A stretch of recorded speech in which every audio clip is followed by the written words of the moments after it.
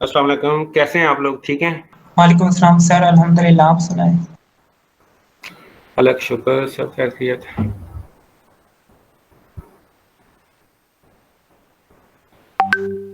चलिए स्टार्ट करते हैं आज का हमारा जो लेक्चर है।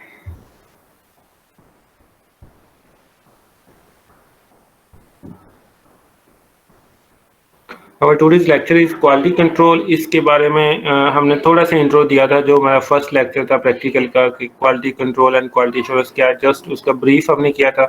आज थोड़ा सा इसको हम डिटेल में पढ़ लेंगे कि क्वालिटी कंट्रोल क्या होता है और लैब में क्वालिटी कंट्रोल से हम क्या मुराद लेते हैं। ये स्क्रीन नजर आ रही है ना सबको? Yes sir. Okay. Quality control basically part है क्वालिटी एश्योरेंस का। ठीक है, दोनों को हम डिफाइन ऐसे करते हैं कि क्वालिटी कंट्रोल का मतलब ये है कि the test are perform correctly. Quality assurance का मतलब ये है कि रिजल्ट्स जो है वो ठीक हैं, वो रिजल्ट्स रिलायबल हैं एंड करेक्ट है। तो जब हम क्वालिटी एश्योरेंस को चेक करेंगे, QA को चेक करेंगे, तो उसमें डेफिनेटली क्वालिटी कंट्रोल भी आ जाएगा। लेकिन हम आज के लेक्चर में ये डिस्कस करेंगे क्वालिटी कंट्रोल किन पैरामीटर्स पे डिपेंड करती है, कौन सी टर्मिनोलॉजीज हम इसमें यूज करते हैं। अब किसी भी इंस्ट्रूमेंट पे काम कर रहे हैं, स्पेक्ट्रोफोटोमीटर पे काम कर रहे हैं, या कोई एंजाइम्स के बारे में कर रहे हैं, माइक्रोबायोलॉजी में कर रहे हैं, किसी भी किस्म का आप लैब एनालिसिस कर रहे हैं या लैब एग्जामिनेशन कर रहे हैं, उसमें क्वालिटी कंट्रोल मैटर करती है।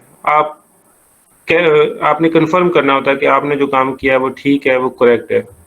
तो वो आप क्वालिटी कंट्रोल से ही उसको अश्योर करते हैं।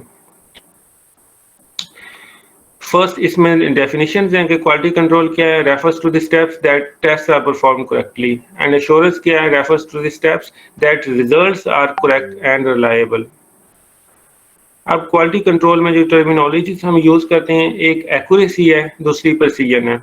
अगर आप टेस्ट लगा रहे हैं और आपकी जो ट्रू वैल्यू है वो 50 है और आपके रिजल्ट आ रहे हैं 45, 47, 49, 51, 53, these are accurate results. Accurate का मतलब ये है कि ये एक्यूरेसी में आ रहे हैं, ये एक्चुअल वैल्यू के करीब करीब आ रहे हैं। डेफिनेशन क्या है? The closeness of measurements with the true value is called accuracy. Precision क्या है कि आप जब टेस्ट लगा रहे हैं, आपकी जो ट्रू वैल्यू है वो 50 है, लेकिन आपके रिजल्ट आ रहे हैं 31.2, 31.3, 31.4, इस तरह के रिजल्ट्स आ रहे हैं जो एक दूसरे से आपस में तो उनकी क्लोजनेस है, लेकिन एक्चुअल वैल्यू जो ट्रू वैल्यू है उससे बहुत दूर है। तो इस कंडीशन को हम प्रिसीजन कहते हैं। प्रिसीजन क्या है? Closeness of the measurements with each other, not with the true value. और एक्यूरेसी क्या है? Closeness of the measurements with the true value.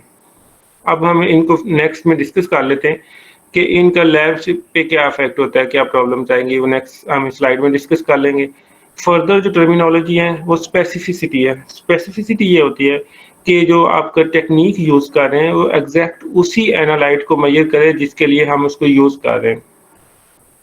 इसलिए हम एग्जांपल ले लें, एलाइजा के एग्जांपल ले लें। एलाइजा में आप लोगों ने अगर स्टडी किया है तो उसमें मल्टीपल वाशिंग्स होती हैं कि पहले एंटीजन एंटीबॉडी रिएक्शन के बाद वाशिंग है, फिर एंजाइम के बाद वाशिंग है, फिर उसके बाद फर्दर को एनालाइट ऐड करते हैं, उसके बाद वाशिंग है। इन वाशिंग्स का पर्पस ये होता है कि जो आपकी पॉलीक्लोनल एंटीबॉडीज हैं वो बाइंड कर जाती है उस एंटीजन के साथ। अगर आप वॉश नहीं करते तो आपका रिजल्ट अफेक्ट होगा। आप एंटीबॉडी कोई डिटेक्ट करना चाह रहे हैं, लेकिन वो नॉन स्पेसिफिक बाइंडिंग की वजह से शो कोई और हो जाएगी, रिजल्ट में कोई और आ जाएगी। इसको हम कह सकते हैं नॉन स्पेसिफिक रिजल्ट्स। तो इस स्पेसिफिसिटी ये है, अगर हम इसकी एग्जांपल लें, आप कोरोना का एलाइजा लगा रहे हैं, आप चेक कर रहे हैं कि पेशेंट में कोरोना की एंटीबॉडीज बनी है या नहीं बनी। अगर आपकी किट जो है वो रिलायबल नहीं है, वो मोनोक्लोनल एंटीबॉडीज पे कंसिस्ट नहीं करती, वो पॉलीक्लोनल पे करती हैं, वो IgM तो डिटेक्ट कर लेगी, जो एंटीबॉडी जो मोस्ट इनिशियल एंटीबॉडी हैं किसी भी इन्फेक्शन के अगेंस्ट। लेकिन अगर वो आपके ऐसे नॉन स्पेसिफिक है तो हो सकता है वो वाली IgM को डिटेक्ट कर ले जो डेंगू फीवर के अगेंस्ट बनी थी, जो डेंगू वायरस के अगेंस्ट बनी थी। इसलिए किसी भी ऐसे का, किसी भी टेक्नोलॉजी का स्पेसिफिक होना भी जरूरी है कि वो स्पेसिफिक उसी एनालाइट को डिटेक्ट करे जिसके लिए उसको बनाया गया है। नेक्स्ट टर्मिनोलॉजी है सेंसिटिविटी। सेंसिटिविटी हम जनरल टर्म में क्या यूज करते हैं, हम कहते हैं कि वो बंदा बड़ा सेंसिटिव है, ठीक है। इससे मुराद क्या है, जब हम कहते हैं वो बड़ा सेंसिटिव है, इसका मतलब कि वो छोटी से छोटी बात को फील कर जाता है, उसको माइंड कर जाता है। लैब में भी सेंसिटिविटी इसी के ही हम सिनोनिम यूज करते हैं कि ability of the technique to detect the lowest value to least value, कि कम से कम जो वैल्यू है, फॉर एग्जांपल अगर 0.01 है, अगर हमारी टेक्निक उसको भी डिटेक्ट कर सकती है, ये उसकी सेंसिटिविटी है। मतलब छोटी सी छोटी वैल्यू को अगर हमारा मेथड डिटेक्ट कर लेता है, दैट इज सेंसिटिविटी। और इसकी जो अपोजिट टर्म है, दैट इज लिनियरिटी। अगर ज़्यादा से ज़्यादा अमाउंट को, ज़्यादा से ज़्यादा वैल्यू को हमारी टेक्निक ही मेजर कर लेती है, इसका मतलब हम कहते हैं कि ये मेथड, ये टेक्निक बहुत ज़्यादा लीनियर है। इसके अलावा नेक्स्ट टर्मिनोलॉजी जो टर्म जो है, दैट इज इंटरफेरेंस। इंटरफेरेंस हमने जिस तरह उसमें थ्योरी के लेक्चर में डिस्कस किया था कि कुछ फैक्टर कैल्शियम के अब्जॉर्बर से इंटरफेयर कर रहे थे, ऑक्सलेट फाइट जब इसके साथ उनका बाइंडिंग हो जाती है तो वो इसके अब्जॉर्बेंस नहीं होने देते, मतलब वो इंटरफेयर कर रहे हैं with the absorbance of calcium. इसी तरह जब हम एनालिसिस में जाएं तो उसमें भी कुछ पैरामीटर्स होते हैं। फॉर एग्जांपल आप किसी का आपने ग्लूकोज लगाना है, ठीक है, और वो पेशेंट को जॉन्डिस है। जॉन्डिस का मतलब ये है कि उसका जो सीरम या प्लाज्मा होगा वो इंतहाई डीप येलो होगा, ठीक है। अब डीप येलो की वजह से उसके रिजल्ट पे इफेक्ट आएगा। कैसे आएगा? मोस्टली जो क्लिनिकल हमारी बायोकेमिस्ट्री के जो पैरामीटर्स हैं, ये स्पेक्ट्रोफोटोमीटर से हम मेजर करते हैं।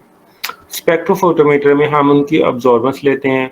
अब्जॉर्बेंस में क्या होता है कि लाइट पास करते हैं उस सोल्यूशन से, उस सोल्यूशन से जितनी ज़्यादा थिकनेस होगी सोल्यूशन की, उतनी ज़्यादा अब्जॉर्बेंस आएगी।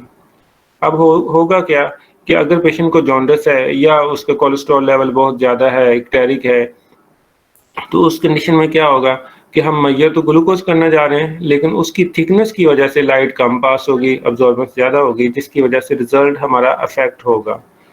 इसका जो सॉल्यूशन यही होता है कि आप उसको डाइल्यूट कर लें, जितनी ज़्यादा डाइल्यूशन करेंगे उससे उसको मल्टीप्लाई कर दें, और इस तरह आप इसको ओवरकम कर सकते हैं।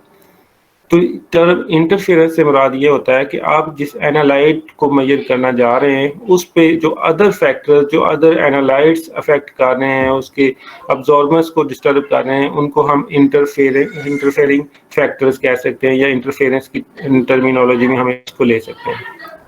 Next term is detection limit. Detection limit सभी इंस्ट्रूमेंट्स की होती है। आप सिंपल सी एग्जांपल ले लें ग्लूकोमीटर की, कि ग्लूकोमीटर में अगर ग्लूकोज लेवल बहुत कम है, अगर किसी की ग्लूकोज 10 आ रही है तो शायद कुछ ग्लूकोमीटर उसको मेजर नहीं कर सकते। किसी की अगर 600 से ऊपर आ रहे तो उसको मेजर नहीं कर सकते। तो जो भी इंस्ट्रूमेंट होता है उसकी उन्होंने डिटेक्शन लिमिट दी होती है कि ये यहाँ से लेके यहाँ तक डिटेक्ट कर सकता है।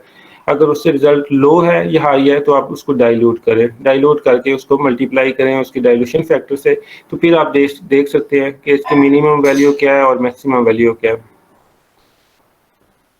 अब जो फर्स्ट दो टर्म्स हैं, एक्यूरेसी एंड प्रिसीजन, उनसे एरर्स कौन सी आती हैं? लेबोरेटरी एरर्स दो किस्म की होती हैं। एक इम्प्रिसीजन की एरर्स होती हैं जिसको एरर्स ऑफ स्कैटर या रैंडम एरर्स भी कहते हैं। सेकंड एरर्स ऑफ बायस है, इनएक्यूरेसी की एरर या सिस्टमैटिक एरर्स। मतलब इनएक्यूरेसी से मुराद ये है कि जो एक्यूरेसी हम चेक कर रहे हैं उसमें प्रॉब्लम आ रही है, और फर्स्ट में इम्प्रिसीजन की एरर्स है। हम एग्जांपल लेते हैं प्रिसीजन की। प्रिसीजन का हमने क्या कहा था कि closeness of measurements with each other, not with the true value, ठीक है। अब इसमें एग्जांपल ले लें कि एक वैल्यू है, क्या कहते हैं,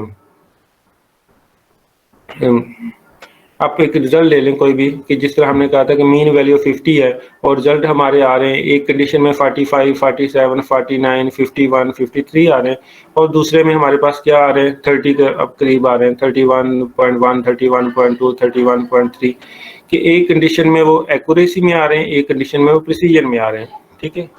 अब जो एक्यूरेसी में आ रहे हैं, जो क्लोज आ रहे हैं विद द ट्रू वैल्यू, ठीक है, या हम इसको यूं समझ लें कि अगर आपके रिजल्ट्स आ रहे हैं प्रीसाइज की एग्जांपल क्या है, 31 वाली जो हमने दिए, 31.1 या 31.2 या 31.3, ये जितने भी रिजल्ट्स हैं ये आएंगे एरर्स ऑफ बायस। बायस का मतलब ये है कि वो जिस तरह हम इसकी वर्ड मीनिंग है कि एक तरफा रिजल्ट आ रहे हैं, वन साइडेड आ रहे हैं, कि वो जो ट्रू वैल्यू है उसके करीब नहीं आ रहे, किसी और साइड पे आ रहे हैं। अब 31 और 50 में बहुत ज़्यादा डिफरेंस है। अब क्या वजूहत हो सकती हैं इनकी वजह से? जो बाइस्ड एरर्स हैं, जो इनएक्यूरेसी की एरर्स हैं, ये ह्यूमन एरर्स नहीं होते, ये इन सिस्टमैटिक एरर्स होते हैं। ह्यूमन एरर अगर ये हो, फॉर एग्जांपल अगर आप किसी का टेस्ट लगाएं और आपकी पाइपिंग ठीक नहीं है, आप प्रॉपर वॉल्यूम नहीं उठा सकते, तो हो सकता है कि आपका रिजल्ट एक दफ़ा 30 आए, दूसरी दफ़ा 50 आ जाए, तीसरी दफ़ा 70 आ जाए। इसका मतलब ये तो आपकी अपनी मिस्टेक है कि आपकी पाइपिंग ठीक नहीं है, आप वॉल्यूम प्रॉपर पिक नहीं कर रहे। सिस्टमैटिक एरर क्या हो सकती है कि आपके रिजल्ट बहुत ज़्यादा हाई आ रहे हैं या लो आ रहे हैं, लेकिन वो आपस में उनकी प्रिसीजन है। इसका मतलब ये कि वो जो रीजन यूज़ कर रहे हैं शायद वो एक्सपायर्ड हो। अब एक्सपायरी जो रीजन की होती है उस पे भी मल्टीपल फैक्टर्स अफेक्ट कर रहे होते हैं। जिस तरह हम किसी भी टैबलेट की एग्जांपल ले लें, हम सिंपल पैनाडोल की एग्जांपल ले लेते हैं कि आपने एक पैनाडोल की टैबलेट्स ली, ठीक है, उस पे लिखा हुआ है कि आपने इसको मॉइस्ट में नहीं रखना, आपने इसको हीट में नहीं रखना, आपने इसको इस टेम्परेचर पे रखना है और ये 2 साल तक वैलिड है ये टैबलेट्स, ठीक है। लेकिन आप उसको मॉइस्ट एनवायरनमेंट में रख देते हैं या आप उसको हीट के करीब रख देते हैं, वो टैबलेट अपना कलर ही चेंज कर जाती है। अब चाहे उस पे 2 साल की एक्सपायरी है, आप उस पढ़ने में तो हम यही कहेंगे कि ये नेक्स्ट 2 ईयर्स तक वैलिड है, लेकिन उसका जो कंटेमिनेशन है, जो इसकी डिटोरिएशन हो गई है, उसकी वजह से अब उसकी एक्सपायरी हो गई है, वो अब यूजेबल नहीं है।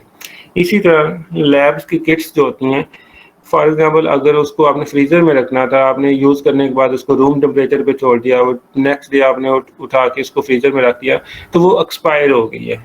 उसके ऊपर चाहे एक्सपायरी आगे 5 साल की एक्सपायरी डेट है कि वो आप यूज़ कर सकते हैं, लेकिन वो आपने कंडीशंस फुलफिल नहीं की, इस वजह से वो एक्सपायर्ड है।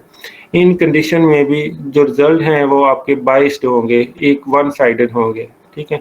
सेकंड क्या हो सकता है, जो इंस्ट्रूमेंट जो आपका है उसकी कैलिब्रेशन का प्रॉब्लम हो सकता है। नेक्स्ट हम डिस्कस कर लेते हैं कि कैलिब्रेशन क्या होगी।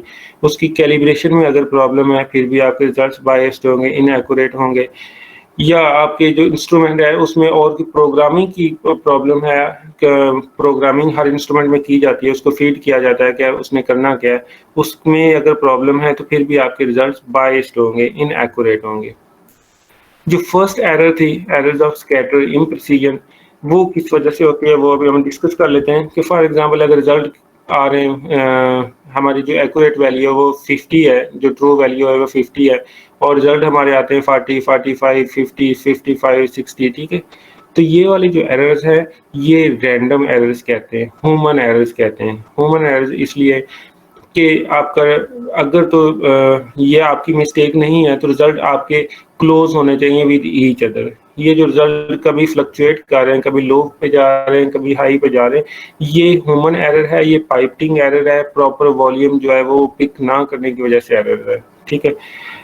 सेकंड ये कि फॉल्टी टेक्निक हो सकती है। फॉल्टी टेक्निक से मुराद ये है कि अगर आप किसी का ग्लूकोज लगाएं तो उसके ऊपर लिखा होता है कि आपने 10 मिनट के बाद इसको रीड कर लेना है। अगर आप उसको किसी का 5 मिनट के बाद रीडिंग ले लेते हैं, किसी के 3 मिनट के बाद ले लेते हैं, बाद में आपको किसी का भूल जाता है, 20 मिनट के बाद रीडिंग ले लेते हैं, तो इस वजह से भी ये रिजल्ट इस तरह के आ सकते हैं, ये भी ह्यूमन एरर है। थर्ड क्या हो सकता है जी, डर्टी ग्लासवेयर, आपने जो स्लाइड्स यूज़ कर रहे हैं, जो पाइपर टिप्स यूज़ कर रहे हैं, जो आप प्लेन ट्यूब्स यूज़ कर रहे हैं वो डर्टी हैं, आपने डिस्पोजेबल यूज़ नहीं की या उनको प्रॉपर वॉश नहीं किया, ये इस वजह से रिजल्ट आ सकते हैं, ये भी ह्यूमन एरर है। फिर हैवी वर्कलोड या लो वर्कलोड, उसमें भी हो सकता है कि मैं आपको इसकी हैवी या टू लो वर्कलोड की मैं आपको एग्जांपल दूं। अगर हम स्टूडेंट्स की एग्जांपल लें तो अगर स्टूडेंट्स के नंबर कम आते हैं किसी पेपर में, किसी एक सब्जेक्ट में, तो उसके नंबर ऑफ फैक्टर्स हो सकते हैं। एक फैक्टर ये भी हो सकता है कि उसके इंस्ट्रक्टर ने इतना ज़्यादा पढ़ा दिया है, इतने ज़्यादा नोट्स दे दिए हैं कि स्टूडेंट कहते हैं कि ये तो पढ़ा ही नहीं जा सकता, ये पॉसिबल ही नहीं इतना कुछ करना, ठीक है। तो उस कंडीशन में क्या होगा कि वो उस कोर्स को पढ़ेंगी नहीं, जिसकी वजह से उनका जो फाइनल रिजल्ट है अफेक्ट हो सकता है। सेकंड क्या हो सकता है, टू लो वर्कलोड, कि एक स्टूडेंट ने बिल्कुल ही, एक इंस्ट्रक्टर ने बिल्कुल ही 1-2 पेजेस पढ़ाए हैं और स्टूडेंट समझते हैं कि हम ये तो हम 1 घंटे में कर लेंगे, ठीक है। और जब वो प्रैक्टिकली करने की कोशिश करते हैं वो 1 आवर में नहीं हो पाता, उससे भी उसके फाइनल रिजल्ट इफेक्ट होंगे। Similar is the case for laboratory analysis, ठीक है। अगर आपके पास काम बहुत ज़्यादा है, आपके बहुत आप स्पीड से काम कर रहे हैं, तो उसमें भी आपके रिजल्ट इफेक्ट होंगे। ज़ाहिर है आपकी पाइपिंग ठीक नहीं होगी, ग्लासवेयर आप कंटेमिनेटेड यूज़ कर रहे हैं, टेप से रिमूव करना आपको याद नहीं रहेगा, तो उसमें आपके रिजल्ट गलत हो सकते हैं। या टू लो वर्कलोड, कि आपके पास काम ही इतना कम है, आप कहेंगे कि ये तो मसला ही नहीं, ये तो वैसे ही हम देख लेंगे कि इसका क्या रिजल्ट आता है, या ये 2 मिनट में हम कर लेंगे, उसके लिए प्रॉपर आप कैलिब्रेशन या कंट्रोल वगैरह रन ही नहीं करते, तो उसमें भी आपके रिजल्ट आ सकते हैं। ये सारी ह्यूमन एरर्स हैं, जो रैंडम एरर्स हैं, इन एक्यूरेसी की एरर, इन इम्प्रेसिजन की एरर्स हैं, ठीक है। इस तरह प्रेसिजन एंड एक्यूरेसी 2 किस्म की एरर्स में एंड होती है। Next definition is standard. Standard से मुराद अगर हम जर्नल टर्म में हम समझते हैं, जिस तरह स्टैंडर्ड या एक आइडियल चीज़ होती है कि हम फॉलो करते हैं, कि हमें कोई स्टैंडर्ड दे दिया जाए, आइडियल दे दिया जाए, ताकि उसके अकॉर्डिंग फॉर एग्जांपल आपकी एडेड यूनिवर्सिटी की एग्जांपल ले लें, तो आप इमेजिन करें कि आपकी फर्स्ट क्लास है इसकी बायोकेमिस्ट्री की, और आपको आपके जो एचओडी हैं वो कहते हैं कि आपने यूनिवर्सिटी का स्टैंडर्ड मेंटेन करना है, ठीक है। तो आपका क्वेश्चन यही होगा कि पहले तो हमें बताएं कि आपका स्टैंडर्ड है क्या जिसको हमने मेंटेन करना है, ठीक है। सिमिलर इसी टर्म को आप इधर लैब वाली एनालिसिस पे ले आए कि लैब में स्टैंडर्ड क्या होता है। स्टैंडर्ड एक नोन रीजन होता है, ठीक है। हम इंस्ट्रूमेंट को वो बताते हैं कि ये स्टैंडर्ड है, इसकी इतनी वैल्यू है, इसकी इतनी अब्जॉर्बेंस है, हम उस इंस्ट्रूमेंट की प्रोग्रामिंग में वो स्टैंडर्ड फीड कर देते हैं। हम कहते हैं कि आपने इसको फॉलो करना है, इसके अकॉर्डिंग अपने रिजल्ट्स देने हैं, ठीक है। अब जब आपको स्टैंडर्ड दे दिया जाएगा, फिर हम उसी आपकी एग्जांपल की तरफ आते हैं, क्योंकि अभी ज़रा ये प्रैक्टिकल कोर्स को हम थ्योरी की तरफ लेके आए हैं, तो इसको थ्योरेटिकल अंडरस्टैंड करना थोड़ा मुश्किल हो रहा है। तो हम इस तरह के एग्जांपल से थोड़ा सा इसको समझने की कोशिश करते हैं कि फॉर एग्जांपल आपको यूनिवर्सिटी वालों ने बताया कि हमारी यूनिवर्सिटी का ये स्टैंडर्ड है, आपने इसको मेंटेन करना है। ये जो आपका स्टैंडर्ड है, इससे आपको कैलिब्रेट कर दिया गया, ठीक है। कैलिब्रेशन क्या होती है कि कन्फिगर कर देना किसी चीज़ को with in known value. Known value क्या थी, स्टैंडर्ड उन्होंने आपको बता दिया, ठीक है। स्टैंडर्ड क्या है यूनिवर्सिटी का, उन्होंने कहा है कि हमारी क्लासेस जो है वो सुबह 8 बजे स्टार्ट हो रही हैं, 2 बजे एंड हो रही हैं। क्लासेस पे आपने टाइम पे आना है, 75% अटेंडेंस मेंटेन करनी है, असाइनमेंट्स एंड बाकी चीज़ें आपने जो है उसके जो डेट्स वगैरह हैं उसको आपने मीट करना है, वो आपने उसको लेट नहीं होनी चाहिए। ये यूनिवर्सिटी का स्टैंडर्ड है, ठीक है। अब लेबोरेटरी का ये जो आपको स्टैंडर्ड सारा यूनिवर्सिटी फॉलो करवाएगी, दिस इज कॉल्ड कैलिब्रेशन। उन्होंने आपको कैलिब्रेट कर दिया, उन्होंने आपको इन्फॉर्म कर दिया, आपको फीड कर दिया कि ये वाली चीज़ें होनी चाहिए। इसी स्टैंडर्ड को अगर हम लैब की लैंग्वेज में ले जाएं, तो स्टैंडर्ड क्या है, एक नॉन केमिकल होगा। हम एग्जांपल ले लेते हैं ग्लूकोज की, कि आपने ग्लूकोज का टेस्ट लगाना है, किसी बंदे का शुगर का टेस्ट लगाना है।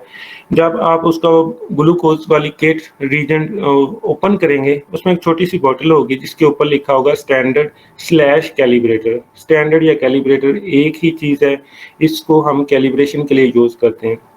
जिस तरह यूनिवर्सिटी वालों ने आपकी कैलिब्रेशन की, उसी तरह हम इंस्ट्रूमेंट की कैलिब्रेशन करेंगे, कि इंस्ट्रूमेंट को बताएंगे। बताने से मुराद ये है कि उसकी प्रोग्रामिंग में फीड करेंगे कि ग्लूकोज का टेस्ट है, इसका जो स्टैंडर्ड वैल्यू है 100 मिलीग्राम पर डेसीलीटर है, इसकी अब्जॉर्बेंस इतनी है, जो भी फॉर एग्जाम्पल हम कहते हैं 20 अब्जॉर्बेंस है, ये हम उसको फीड कर देंगे।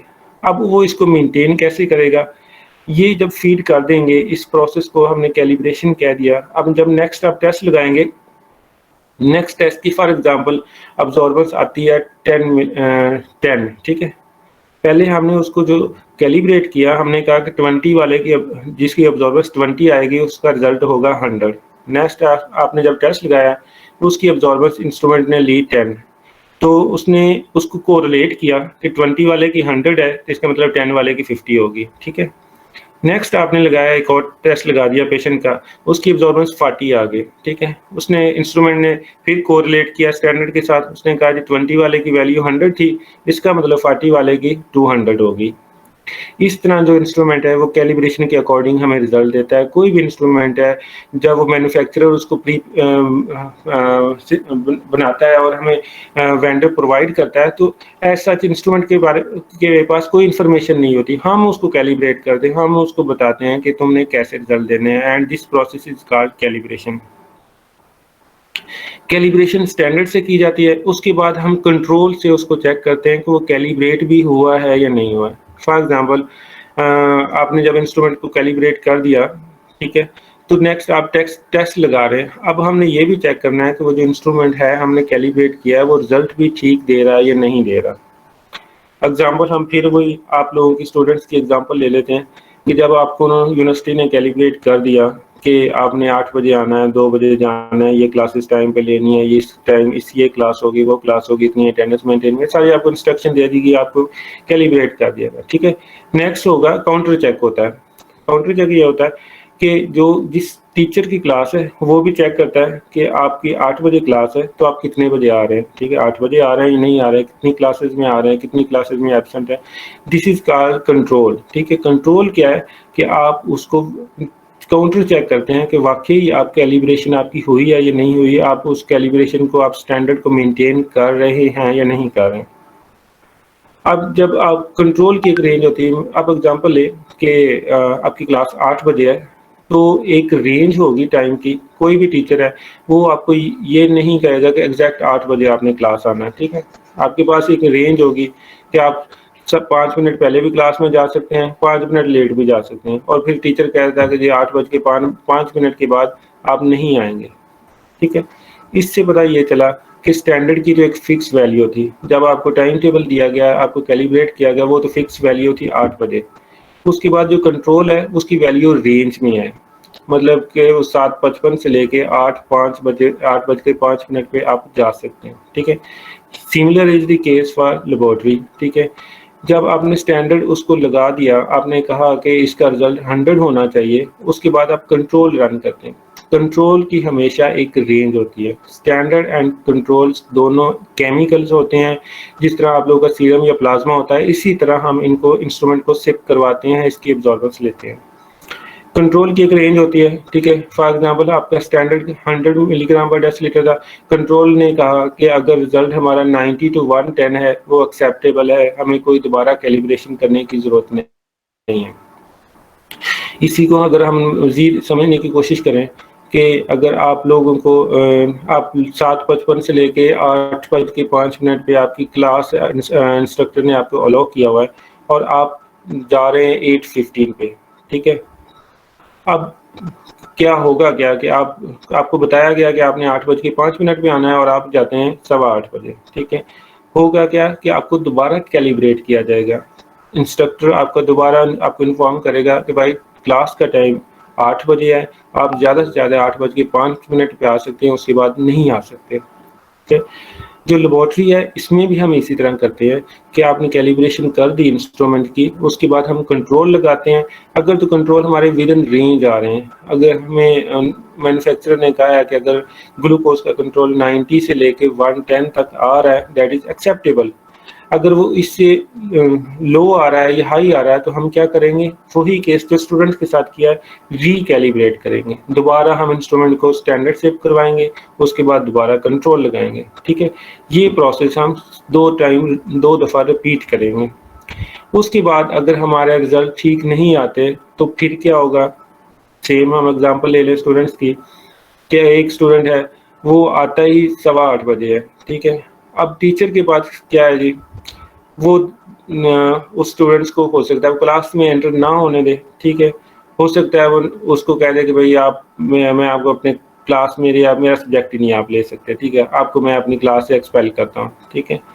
अब ये वाला जो प्रोसेस होगा सारा, इसको हम कहते हैं क्वालिटी इंटरनल क्वालिटी कंट्रोल, ठीक है। अगर नेक्स्ट हम इधर टर्मिनोलॉजी पे जाते हैं, वहाँ से आपको बेहतर आइडिया हो जाएगा। ये कुछ इसमें स्टैट्स की टर्मिनोलॉजीज हैं, मीन वगैरह आपको पता है, फार्मूले वगैरह इसमें याद करने की जरूरत नहीं है। नोट्स में कुछ एडिट करके भेज दूंगा, जो वही चीज़ें होंगी जो आपको पढ़नी ज़रूरी होंगी। बाकी जस्ट टर्म्स आपने पढ़नी है कि मीन क्या है, जो एवरेज वैल्यू है, standard deviation from the mean है, बाकी फार्मूले वगैरह याद करने की जरूरत नहीं है। अब types of quality control procedure जो हैं, जो क्वालिटी कंट्रोल के कौन से हो सकते हैं। क्वालिटी अश्योरेंस में तो हमने जब डिस्कस किया था, हमने कहा था इसमें प्री एनालिटिकल हो सकते हैं जो रिसेप्शन वाले डील कर सकते हैं, एनालिटिकल होते हैं जो लेबोरेटरी एनालिसिस जो कर रहे हैं वो करते हैं, एंड पोस्ट एनालिटिकल होते हैं। जो क्वालिटी कंट्रोल के हैं वो दो है, internal quality control and external quality control.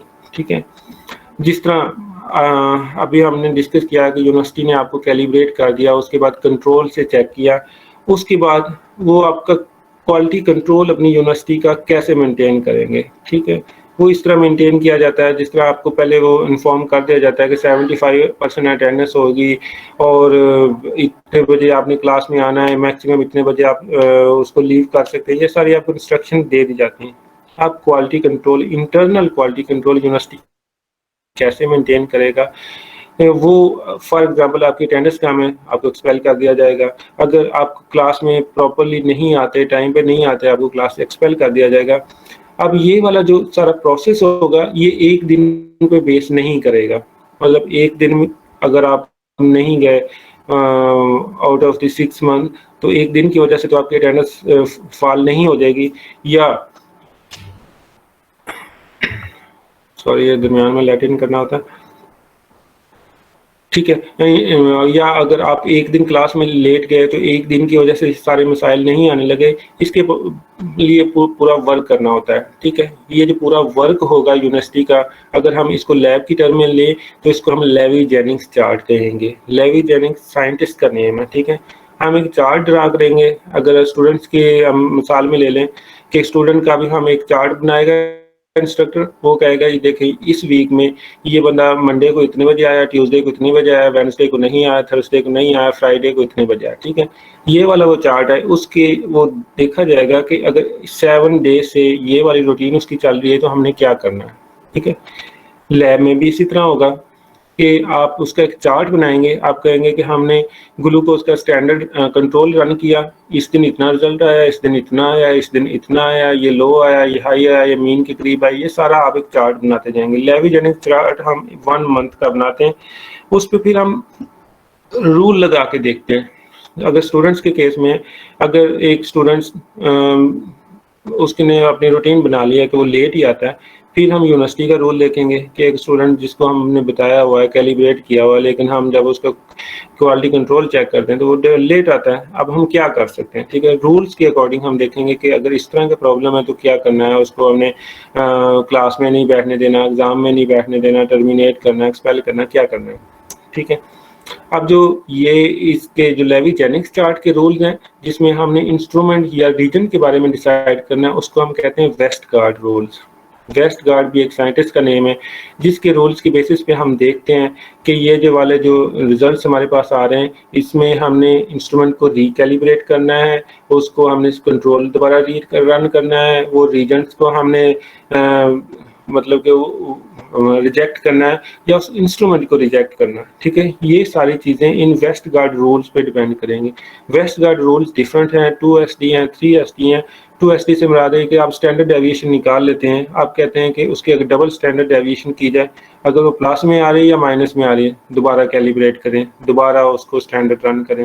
3 या 4 में आ रही है तो आप उसका जो रीजेंट है वो ये चेंज कर सकते हैं। फिर 9X या 10X है, मतलब उसमें रीजेंट्स का, इंस्ट्रूमेंट का, वो सारे आ जाते हैं कि क्या चीज़ चेंज करनी है, कहाँ पे प्रॉब्लम आ रहा है। इस तरह हम लेबोरेटरी का इंटरनल क्वालिटी कंट्रोल मेंटेन करते हैं।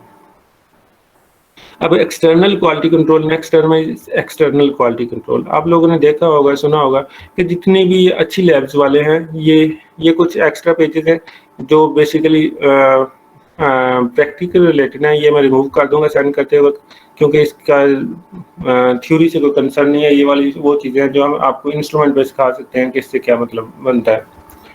अब एक्सटर्नल क्वालिटी क्या कंट्रोल क्या होता है कि जिस तरह ये एक्सेल लैब है, शिफा है, ये शौकत खान वाला खाना, ये अपने मंथ में 1-2 टेस्ट दूसरी लैब को भेजते हैं जिसको वो समझते हैं कि हमारे लेवल की लैब है या मुझसे अच्छी लैब है। वो वहाँ पे अपना एक्सटर्नल क्वालिटी कंट्रोल चेक करते हैं। फॉर एग्जांपल आपके पास एक इंस्ट्रूमेंट है केमिस्ट्री का, स्पेक्ट्रोफोटोमेट्री समझ लें, आप जो रीजन यूज़ कर रहे हैं दूसरी लैब वाले भी वही रीजन यूज़ कर रहे हैं, आपके पास ग्लूकोज का रिजल्ट 45 आता है, उनके पास 65 आता है, ठीक है। तो वहाँ पे आप देखेंगे प्रॉब्लम कहाँ पे आ रही है। जो लगाने वाला बंदा है वो उसमें वो कोई एरर दे रहा है या कोई जो किट है वो आपकी प्रॉब्लम कर रही है या इंस्ट्रूमेंट प्रॉब्लम कर रहा है। तो इससे फिर आप अपने रिजल्ट बाकी लैब्स के साथ कोरिलेट भी करते हैं। कुछ लैब्स वालों ने तो अपने वो उनका जो लेटर हेड उसी पे भी लिखा होता है एफिलिएटेड फलां विद फलां लैब और फलां लैब, जहाँ से अपना वो एक्सटर्नल क्वालिटी कंट्रोल चेक करते हैं, ठीक है। तो बेसिकली यही था क्वालिटी कंट्रोल की टर्मिनोलॉजीज थी। इसकी दो टाइप्स थी, internal quality control, external quality control. Internal quality control में हम लेविजेनिक चार्ट बनाते हैं उसकी day to day accuracy check करने के लिए और उसको वेस्ट गार्ड रूल्स पे डिसाइड करते हैं कि हमने क्या करना है, कैलिब्रेशन करनी है, कंट्रोल रन करनी है या क्या करना है। तो ये सारा प्रोसेस जो है वो क्वालिटी कंट्रोल के अंडर आता है, ठीक है। इसमें कोई क्वेश्चन है तो आप लोग पूछ सकते हैं।